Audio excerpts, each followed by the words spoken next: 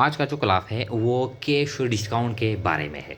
यानी इससे पहले जो हमने वीडियो बनाई है वो ट्रेड डिस्काउंट के बारे में है। ट्रेड डिस्काउंट का मतलब ये है कि जब हम फॉर एग्जांपल सामान यानी या परचेज़ करते हैं या हम सामान सेल करते हैं तो सेल्स या परचेज़ के दौरान जो हम डिस्काउंट देते हैं या हम वसूल करते हैं तो उस डिस्काउंट को कहते हैं ट्रेड डिस्काउंट। और ये हम अकाउंटिंग की किताबों में रिकॉर्ड नहीं करते। इसके बाद जो सेकंड जो टाइप है वो है कैश डिस्काउंट। तो कैश डिस्काउंट का क्या मतलब है? The discount given by the seller to the buyer when the seller receives cash from the buyer and he sold the goods previously on credit। इसका ये मतलब है, हम फर्स्ट करेंगे कि हम बिजनेसमैन हैं, हमने सामान फरोख्त कर लिया क्रेडिट पर अपने कस्टमर को। अब एक महीने बाद जब हम पैसे वसूल करेंगे, मिसाल के तौर पर 10,000 रुपये का हमने सामान ये हमने क्रेडिट सेल कर दिया।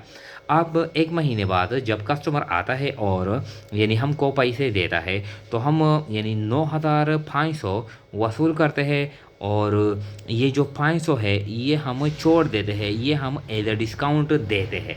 एक महीने बाद जब वो आता है और हमको पैसे देता है तो हम 10,000 की जगह बजाय हम 9,500 वसूल करते हैं, 500 उन यानी कस्टमर के लिए छोड़ते हैं। तो इसको कहते हैं कैश डिस्काउंट या the discount given by the seller to the buyer at the time of collection of cash. यानी जब हम क्रेडिट ट्रांजैक्शन करते हैं, क्रेडिट सेल करते हैं, अब 20 दिन बाद, 25 दिन बाद, 1 महीने बाद, 2 महीने बाद कस्टमर आता है और हम पैसे वसूल करते हैं। तो पैसे वसूल करने के दौरान यानी कलेक्शन ऑफ कैश के दौरान जब हम अपने कस्टमर को यानी डिस्काउंट देते हैं तो वो डिस्काउंट किया है वो कैश डिस्काउंट है। हमारे लिए भी कैश डिस्काउंट है और कस्टमर के लिए भी कैश डिस्काउंट है। क्या मतलब है कि जब हम क्रेडिट सेल करते हैं या क्रेडिट परचेज करते हैं, अब 1 महीने बाद, 2 महीने बाद, 3 महीने बाद हम पैसे वसूल करते हैं या पैसे अपने सप्लायर को देते हैं।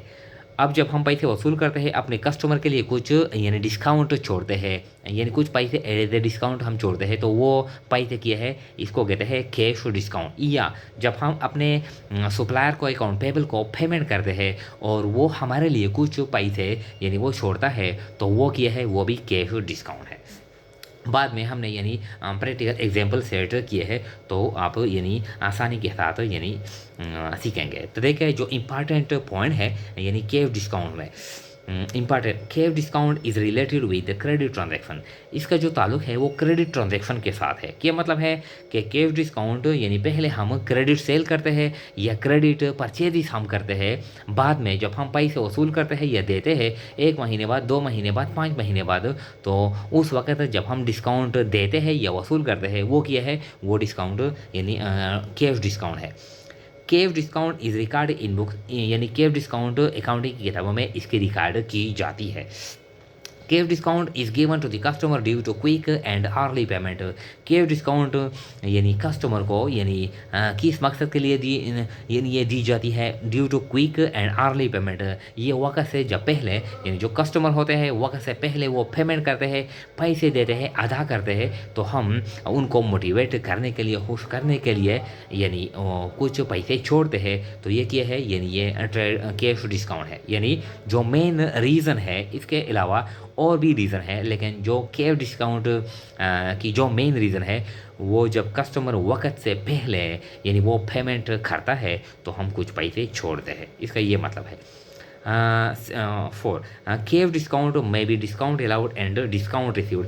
कैश डिस्काउंट अलाउड भी यानी हो सकता है और डिस्काउंट रिसीव्ड भी हो सकता है। डिस्काउंट अलाउड या रिसीव्ड इसका क्या मतलब है? तो देखें डिस्काउंट रिसीव्ड इसका क्या मतलब है?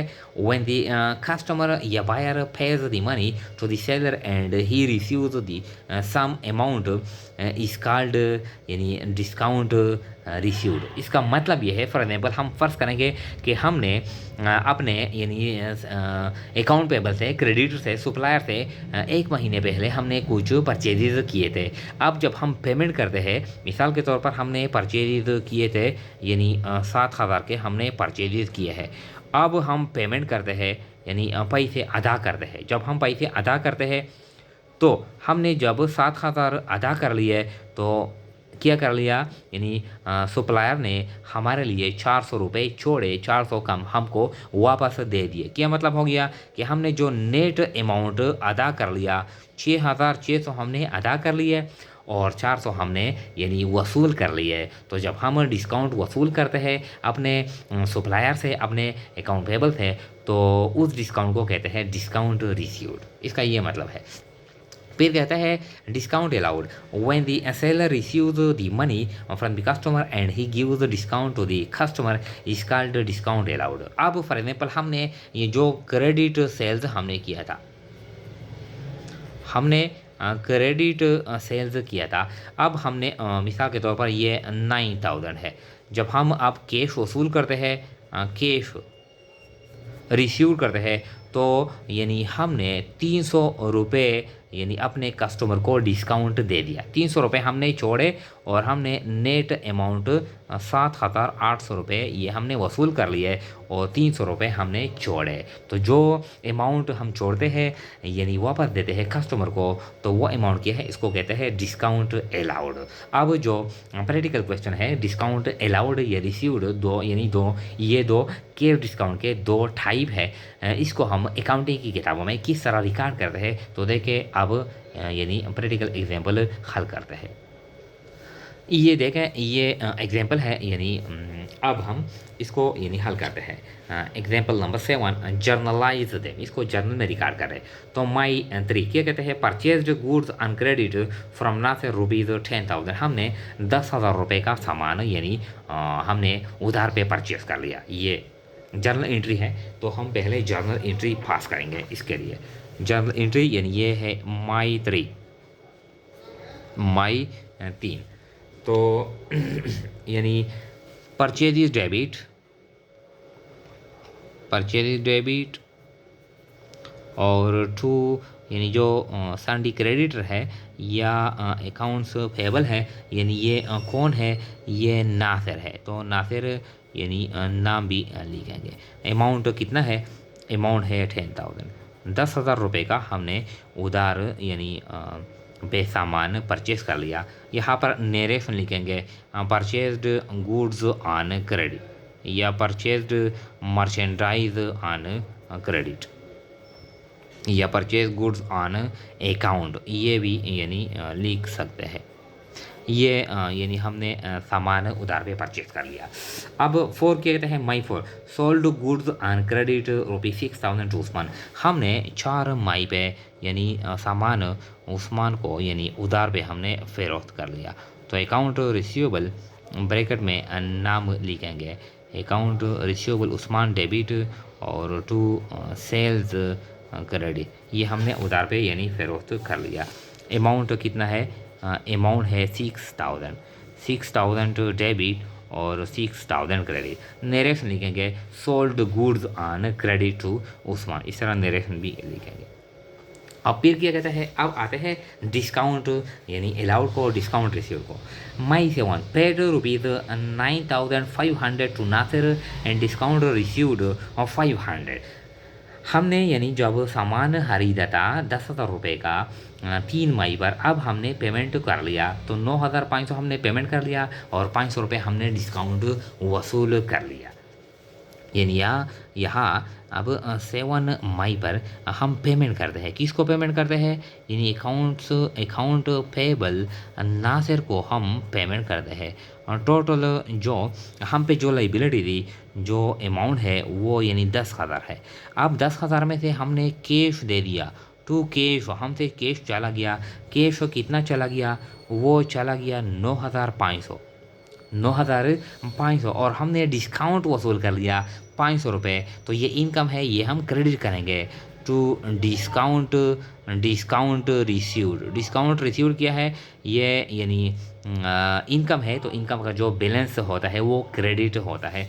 500 रुपये हमने यानी डिस्काउंट के तौर पे हमने वसूल कर ली। तो यहाँ पर हम नरेशन लिखेंगे paid to Nasir, paid cash to Nasir and received discount ₹500। हमने नासिर को पेमेंट कर लिया और 500 रुपये हमने डिस्काउंट के तौर पे हमने वसूल कर लिए, इसका ये मतलब है। फिर कहता है May nine received cash from Usman ₹5,700 and discount allowed him ₹300। ये भी बिल्कुल है, यानी जब हमने 4 मई पर क्रेडिट सेल किया था, यानी कितना है, यानी 6,000, अब हमने वसूल कर लिया 5,700 और 3,000 डिस्काउंट दे दिया। तो देखें ये क्या है, ये कैश हमने वसूल कर लिया, 5,700 और डिस्काउंट हमने दे दिया, तो इसको कहते हैं डिस्काउंट अलाउड।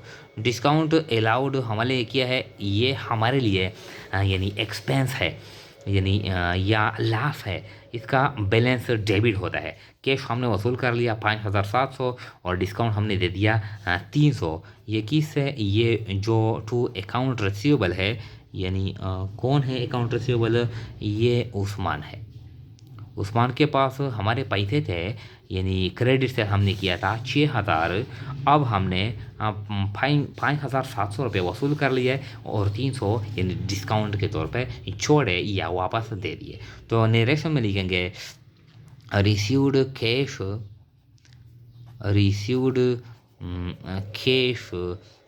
फ्रॉम उस्मान से हमने कैश वसूल कर लिया एंड अलाउड हिम और उसको यानी अलाउ कर लिया, दे दिया डिस्काउंट ₹300 रुपये हमने डिस्काउंट दे दी। तो ये जो कैश डिस्काउंट के 2 टाइप है, एक है डिस्काउंट अलाउड और दूसरा है डिस्काउंट रिसीव्ड। जब हम पैसे वसूल करते हैं फिर हम डिस्काउंट देते हैं, इस डिस्काउंट को कहते हैं डिस्काउंट अलाउड। ये हमारे लिए क्या है, ये हमारे लिए एक्सपेंस है या लाभ है, ये इसका जो बैलेंस होता है वो डेबिट होता है। और जब हम पेमेंट करते हैं अकाउंट पेबल को या सन्डी क्रेडिटर को, और जो डिस्काउंट हम वसूल करते हैं तो इस डिस्काउंट को क्या कहते हैं, डिस्काउंट रिसीव्ड। ये इनकम है और इसका बैलेंस क्रेडिट होता है।